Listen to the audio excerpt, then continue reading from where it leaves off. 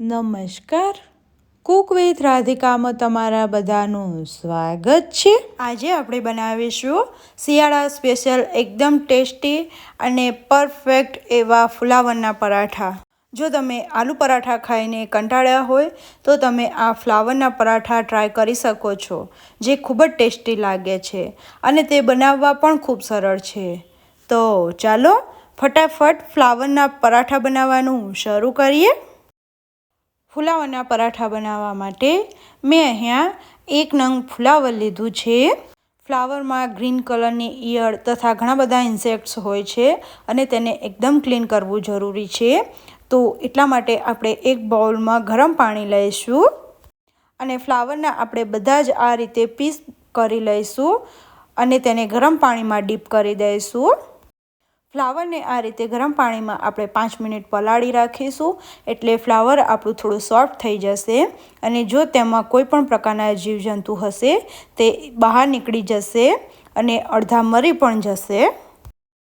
Flower ડૂબે તેટલું પાણી add કરવાનું છે અને હવે તેને 15 મિનિટનો રેસ્ટ આપી દઈશું। ફ્લાવરને ગરમ પાણીમાં ડીપ કરે 15 મિનિટ થઈ ગઈ છે। હવે આપણે ફ્લાવરને આ રીતે ક્લીન કરતા જઈશું અને તેમાં ચેક કરતા જઈશું કે કઈ જીવાત રહી તો નથી ગઈ ને। હવે આપણે ફ્લાવરને છીણીની મદદથી છીણી લઈશું। તમે મિક્સરમાં તેને ઓન ઓફ કરીને ક્રશ પણ કરી શકો છો, પરંતુ તેનાથી તેમાં પાણી રિલીઝ થાય છે, એટલા માટે હું તેને આ રીતે છીણીથી જ છીણીશ। મેં ફ્લાવરને છીણીને રેડી કરી લીધું છે। કપના માપથી મેઝર કરીએ તો તે 1.5 કપ જેટલું છે। હવે તેનો વઘાર કરવા માટે એક કડાઈમાં 1 ટેબલસ્પૂન જેટલું તેલ લીધું છે। તેલ ગરમ થઈ ગયું છે। હવે તેમાં 1/4 ટીસ્પૂન રાઈ, 1/4 ટીસ્પૂન હિંગ, મરચાં, આદુ તથા મીઠા લીમડાને એડ કરી દઈશું અને તેને સાંતળી લઈશું। આદુ મરચાં સંતળાઈ ગયા છે। હવે તેમાં આપણે જે છીણીને ફ્લાવર રાખ્યું છે તે એડ કરી દઈશું અને ગેસની ફ્લેમ સ્લો રાખવાની, નહીંતર નીચે ચોંટી જશે અને બધી જ વસ્તુને સારી રીતે મિક્સ કરી લઈશું। આપણે તેમાં બીજા મસાલા એડ કરી દઈશું। તો એ માટે 2 ટીસ્પૂન મીઠું કે પછી તમારા સ્વાદ અનુસાર, 1/2 ટીસ્પૂન હળદર, જો તમારે હળદર સ્કીપ કરવી હોય તો કરી શકો છો, 1 ટેબલસ્પૂન ધાણા જીરું પાવડર, 1 ટેબલસ્પૂન લાલ મરચું પાવડર એડ કરીશું અને સારી રીતે મિક્સ કરી લઈશું।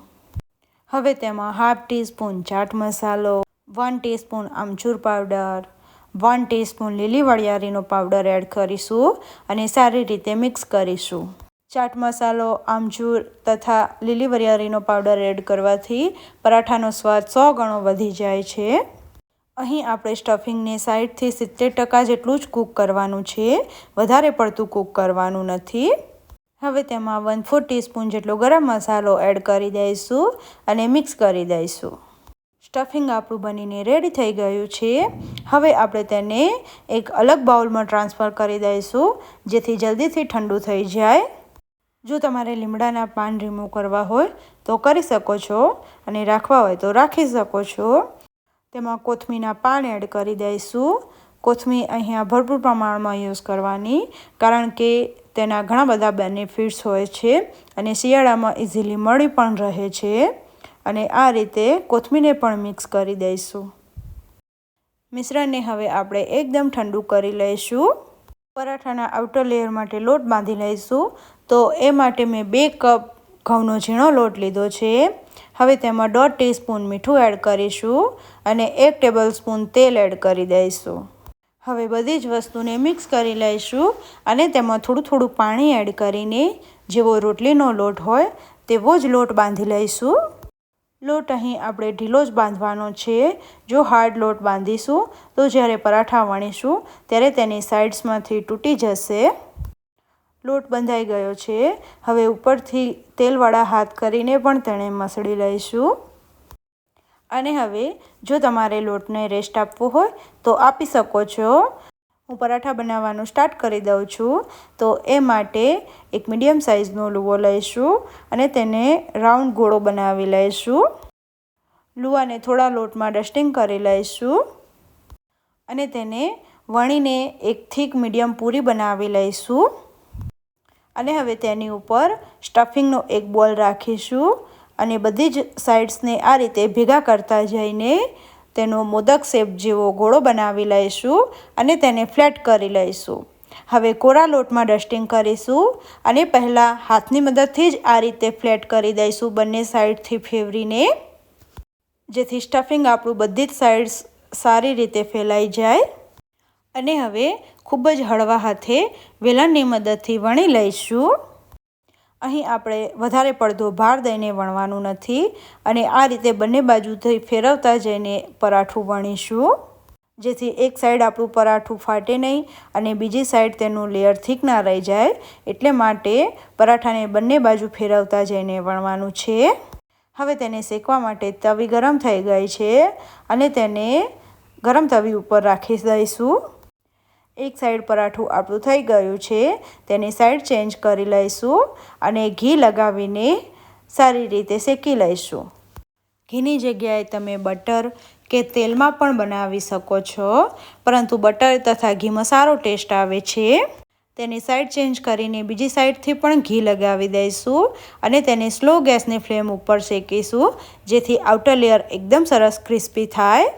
તમે જોઈ શકો છો કે પરાઠું સરસ ફૂલી ગયું છે અને બંને સાઈડથી એકદમ લાઇટ ગોલ્ડન બ્રાઉન કલરની ડિઝાઇન આવી ગઈ છે. હવે આપણે તેને નીકાળી દઈશું અને સેમ આ રીતે આપણે બીજા પરાઠા પણ બનાવી લઈશું. તમારે તેને ટ્રાયેંગલ કે સ્ક્વેર શેપમાં બનાવવા હોય તો એવા પણ બનાવી શકો છો. હવે આપણે પરાઠાને બંને સાઈડથી શેકી લઈશું.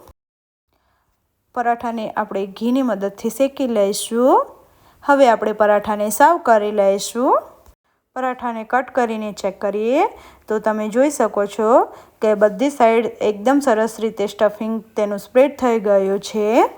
પરાઠાને તમે દહીં, ચટણી કે ચા સાથે સર્વ કરી શકો છો.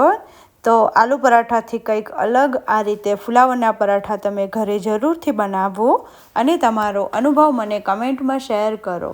જો તમને મારી આજની રેસીપી સારી લાગી હોય તો લાઈક અને શેર કરો અને મારી ચેનલ કુક વિથ રાધિકા જરૂરથી સબસ્ક્રાઈબ કરો. Thanks for watching. બહુ જલ્દીથી મળીશું એક નવી રેસીપી સાથે. ત્યાં સુધી બાય બાય.